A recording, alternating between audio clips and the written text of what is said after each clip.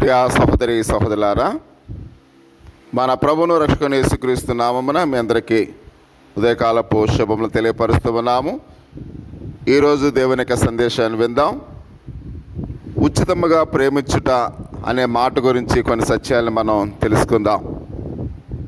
1 కొరింథీయులకు రాసిన పత్రిక 9వ అధ్యాయము 23వ వచనములో, మరియు నేను సువార్తలో వారితో పాలువాడుటకై దాని కొరకే సమస్తమును చేయుచున్నాను. ప్రియా సహోదరి సహోదరులారా, ఈ ఉదయకాల సమయంలో ఒక స్త్రీకి అత్యవసరముగా మూత్రాశయ మార్పిడి అవసరమైంది. తగిన కిడ్నీ దాత దొరకనిచో ఆమె యొక్క పరిస్థితి చాలా ప్రమాదకరంగా ఉంది గనుక ఆ కిడ్నీ దాత కొరకు వెదుకులాట ప్రారంభించినట్లుగా మనం చూస్తూ ఉన్నాం. ఆ స్త్రీ యొక్క సోదరుడే తన కిడ్నీ ఇవ్వడానికి సిద్ధపడ్డాడు. అతని వ్యక్తిగత త్యాగము సమస్యకు పరిష్కారమైనట్లుగా కనబడినట్లుగా మనం చూస్తూ ఉన్నాం. ఇరువురి యొక్క బ్లడ్ గ్రూపు సరిపడేందున ఆపరేషను జయప్రదం అగుటకు అవకాశం చాలా స్పష్టంగా ఉందని ఇక్కడ డాక్టర్ గారు చెప్పి ఉన్నారు. అయితే ఇక్కడ ఒక పట్టింపు వచ్చింది. ఆమె సోదరుడు తన కిడ్నీ సోదరికి ఉచితంగా ఇచ్చుటకు ఇష్టపడుతున్నాడు, కానీ అతడు దానివల్ల పొందే నష్టానికి పరిహారము 10 లక్షల రూపాయలు ఇవ్వాల్సిందిగా కోరుచున్నట్లుగా మనం చూస్తూ ఉన్నాం. అందుకు అతని సోదరి బహు బాధపడి నొచ్చుకుంది.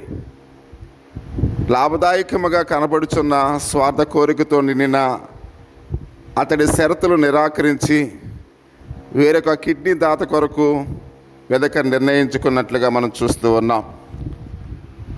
ప్రియ సహోదరి సహోదరుడా, మనం ఈరోజు వింటున్న దేవుని యొక్క సందేశములో 1 కొరింథీయులకు రాసిన పత్రిక 9వ అధ్యాయములో ఉన్న 2 ఆధ్యాత్మికమైన సూత్రాలని తెలుపుతున్నట్లుగా మనం చూస్తూ ఉన్నాం.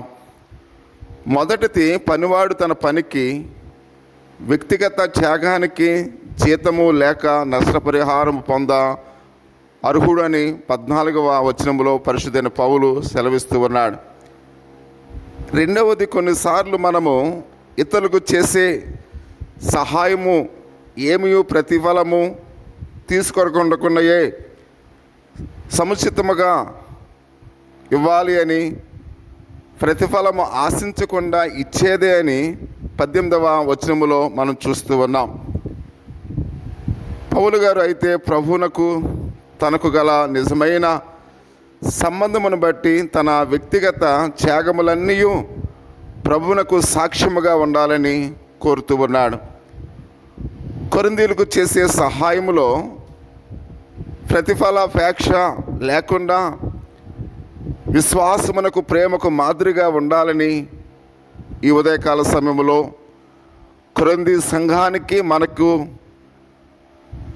ఆ ప్రేమకు మాదిరిగా ఉండాలని ఆయన కోరుతూ ఉన్నట్లుగా మనం చూస్తూ ఉన్నాం.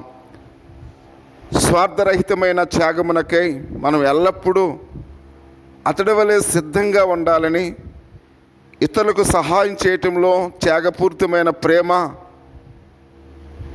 అటువంటి గొప్ప ప్రేమ తప్ప స్వార్థపూరితమైన నష్టపరిహారము కోరకూడదని ఆయన సెలవిస్తూ ఉన్నాడు.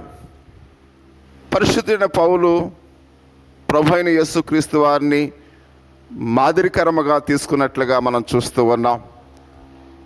ఎందుకంటే ప్రియా సహోదరి సహోదరుడా, పాపులమైన మా కొరకు పరలోకాన్ని విడిచి భూలోకానికి వచ్చి ఆయన తన విలువైన ప్రేమను మన కోసము శిలువ మ్రాని మీద తన ప్రాణాన్ని ఆయన అర్పించి ఉన్నాడు.